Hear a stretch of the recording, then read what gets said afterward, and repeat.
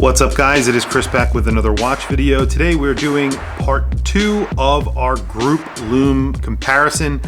So as usual, I have my SBDC061 right here. That is the benchmark that I've been using. The winner of the last lume contest was NTH. That was my the watch that was in on loan from NTH, the Amphion, which has incredible lume on that bezel. It is super bright. So I will bring that back in at the end of this video to do a comparison to the winner of this video. So starting with the watches that I have here, Victorinox Inox. This is a quartz version in titanium. Just a really awesome watch. I'm going to be doing a full unboxing and review of this watch as well. Then we have the About Vintage. This is the 1926. Really awesome little diver, beautiful watch, really nicely made. Comes with 3 straps, just a really nice package. Beautiful watch. Visitor. So this is a brand that I have not had on the channel before. Visitor watches.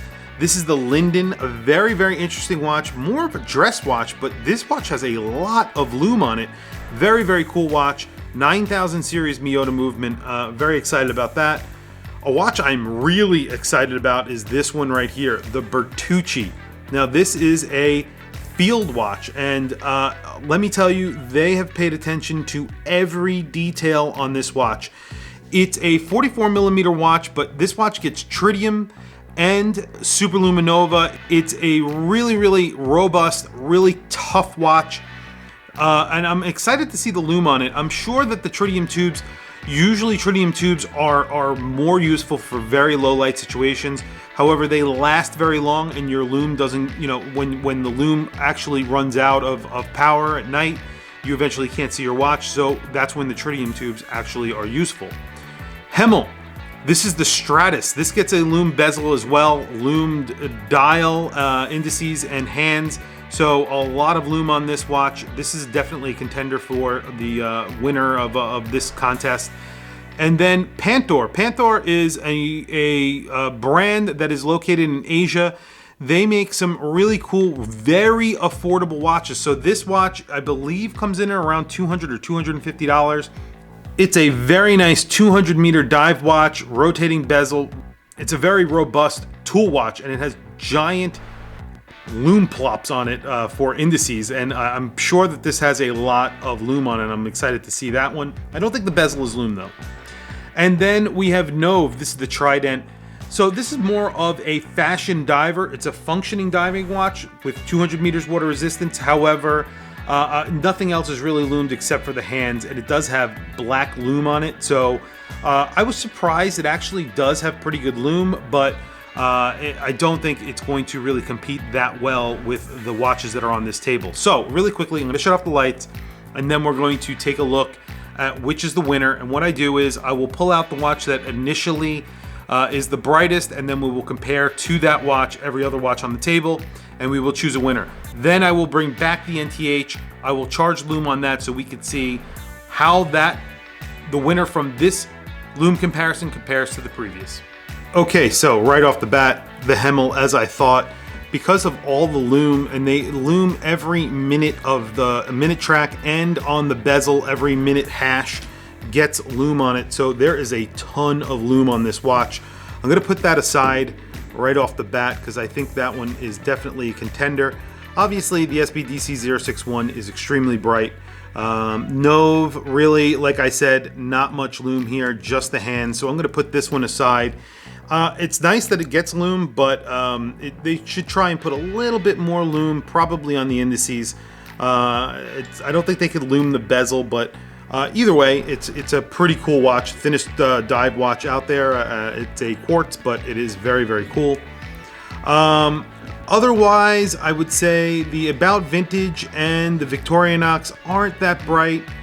The surprise here, and I'm actually not that surprised, the Visitor, very bright. There's a lot of lume in those indices and hands, and they're large. So pretty bright indeed. Pantor, not as bright as I was hoping, but still pretty good, not bad. And then, of course, the Bertucci. I think the Bertucci, I'm not sure if it comes off on the video as well as it does in person, but you're getting two effects of lume here. Obviously, you have Superluminova that's on the minute track there, and the indices, I mean, and then of course you have the tritium tube. So actually, really useful lume on this watch. The tritium tubes are on the hands as well, so that really works. But out of all of these, I'm going to say the Hemel is the brightest. So what I'm going to do is I'm going to push all of these watches out of the way, and then I'm going to bring back the NTH, and I'm going to charge both the NTH and the Hemel, and we're going to see which one is brighter. Okay, so here we are. I am going to have to go with the Hemel, I think. I'm a little bit surprised, and here's why. I think that the Hemel has brighter lume on the dial and slightly less lume on the bezel, whereas it's the opposite on the NTH. Really, it's probably a draw.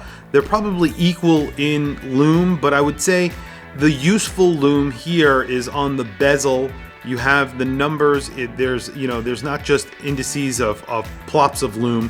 There's actual minute track that's lumed and the indices at 12, 3, 6, and 9. So you're getting a lot more lume concentration on that dial. But either way, I mean, you can't go wrong with the lume on these watches. They're extremely bright. Very well done on both of these watches. And both of these watches have really nice bezels. And the fact that they're extremely lumed is not a bad thing. The NTH also gets a lumed crown, which I think is also a little bit of a nice thing to have. The Hemel does not, so definitely something to be considered.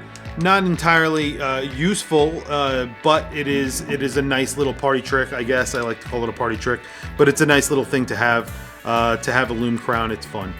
Anyway, if you found these videos useful, please don't forget to like, subscribe, hit that bell icon.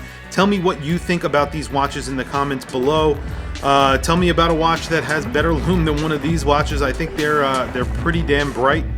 Also, don't forget to follow me on Instagram. My Instagram is WatchChrisBlog. I have a bunch of links in the description. Those links are to Amazon.